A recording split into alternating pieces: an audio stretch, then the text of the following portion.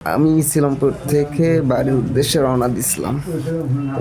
এখন এইখান থেকে হ্যাঁ, ছিলাম।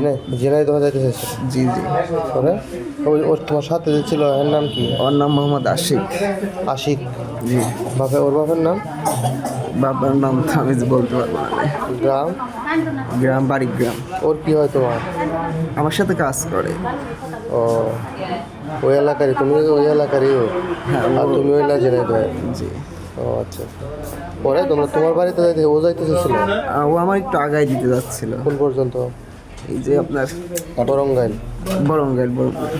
ও আগায় দিতে যাইতে গিয়ে পরে রাস্তায় কি কারোর সাথে ধাক্কা গেছে? কেমনে হচ্ছে? মানে ওই ব্রিজের ওখান থেকে ইউটার্ন নেওয়ার সময় কন্ট্রোল হারাই ফেলাই দেয়। ও, পরে ওই ফিলারের সাথে ও ধাক্কা লাগে, ও পরে যায় নিচে, আর তুমি উপরে থাকো। আর তুমি কি কাজ করো? আমি টাইলসের কাজ করি। আজকে সকালবেলা হঠাৎ একটা অ্যাক্সিডেন্টের সংবাদ পাই। সংবাদ পাওয়ার সাথে সাথে আমাদের থানার অফিসার ইনচার্জ স্যারকে অবহিত করে আমরা অফিসার ফোর্স নিয়ে ঘটনাস্থলে যাই। গিয়ে দেখতে পাই রাস্তার পাশে একজন হোন্ডা অ্যাক্সিডেন্ট করে পড়ে আছে। তো জানতে পারলাম ওর সাথে সাথে স্পট ডেড, আরেকজন চিকিৎসাধীন আমাদের উপজেলা স্বাস্থ্য কমপ্লেক্সে ভর্তি আছে।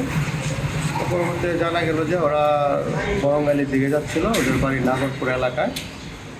তো আমরা ওদের কার্যক্রমে যে মৃত বডির যে কার্যক্রমগুলো আমাদের সরকার প্রস্তুত করে আমরা ময়নাতদন্তের জন্য আমাদের আইনের প্রক্রিয়াধীন আমরা তদন্ত কর্তৃপক্ষকে অবহিত করে সেটাকে ময়নাতদন্তের জন্য প্রেরণ করেছি।